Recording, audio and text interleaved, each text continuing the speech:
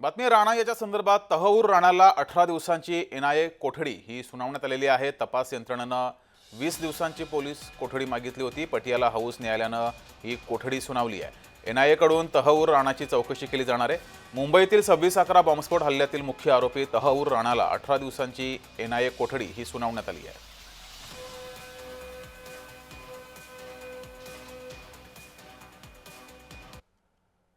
तर राणाला 18 दिवसांची एनआयए कोठडी तपास यंत्रणेनं मागितली होती। 20 दिवसांची कोठडी, मात्र त्याला 18 दिवसांची कोठडी सुनावण्यात आली आहे। पटियाला हाऊस न्यायालयानं कोठडी सुनावलेली आहे। तहऊर राणाची चौकशी केली जाणार आहे। मुंबईतील 26/11 बॉम्बस्फोट हल्ल्यातील मुख्य आरोपी तहऊर राणाला 18 दिवसांची एनआयए कोठडी सुनावण्यात आली आहे। तर राणाला कोणते प्रश्न विचारले जाण्याची शक्यता आहे ते पाहूयात। 26 नोव्हेंबर 2008 ला तहऊर राणा कुठे होता हा प्रश्न विचारला जाऊ शकतो। 8 नोव्हेंबर 2008 ते 21 नोव्हेंबर 2008 दरम्यान भारतात का आला आणि कुठे गेला याची सुद्धा चौकशी होऊ शकते। भारतातील वास्तव्यादरम्यान कुणाला आणि कुठे भेटला हे सुद्धा विचारलं जाऊ शकतं। 26 नोव्हेंबर 2008 ला मुंबईत एक मोठा दहशतवादी हल्ला होणार हे केव्हा कळलं याची सुद्धा चौकशी होईल। तुम्ही डेव्हिड कोलमन हेडलीला किती काळापासून ओळखता हे सुद्धा विचारलं जाऊ शकतं।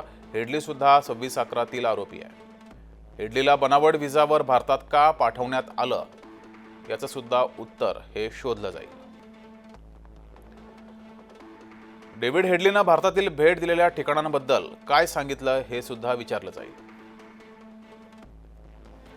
डेव्हिड कोलमन हेडली भारतात काय करण्यासाठी आला होता याची ही चौकशी होईल। भारतात असताना हेडली तुमच्याशी काय बोलला याचा सुद्धा तपास हा केला जाणार आहे। मुंबई हल्ल्यामध्ये तुमची आणि हेडलीची भूमिका काय होती याचा कसून तपास आणि चौकशी केली जाईल।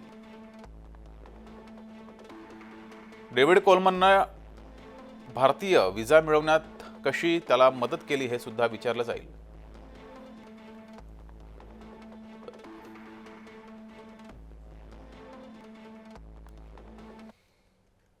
26/11 दहशतवादी हल्ल्याचा मास्टरमाइंड राणा आहे। त्याला अखेर भारतात आणलं गेलं आहे। त्या संदर्भातील अधिकची माहिती पाहूयात।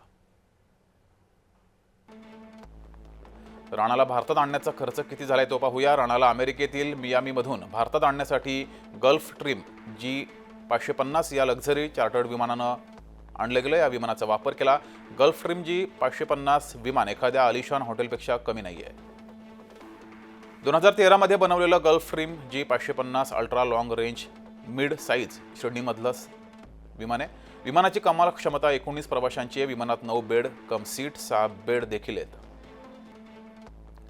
विमानात उड्डाणादरम्यान वायरलेस इंटरनेट, सॅटेलाइट फोन आणि आधुनिक मनोरंजन प्रणाली आहे। विमानाचा खर्च प्रति तास सुमारे 9 लाख रुपये इतका आहे।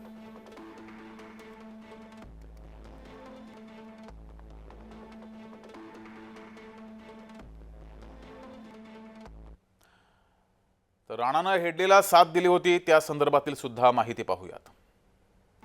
तहऊर राणाची शिकागोमध्ये हेडलीशी मैत्री झाली। 26/11च्या कट कारस्थानात हे दोघेही होते। दोघेही जुने मित्र आहेत। भेटीने त्यांची मैत्री पुन्हा वाढली। मुंबई हल्ल्यापूर्वी 2006 ते 2008 पर्यंत हेडलीने अनेकदा भारताला भेट दिली आहे। मुंबईमध्ये राणाच्या ट्रॅव्हल्स एजन्सीची शाखा होती। राणाच्या फर्मकडून हेडलीला 5 वर्षांच्या बिझनेस व्हिसासाठी मदत करण्यात आली आहे। राणाकडून हेडलीला दहशतवादी हल्ल्यासाठी मदत केल्याचा सुद्धा आरोप आहे।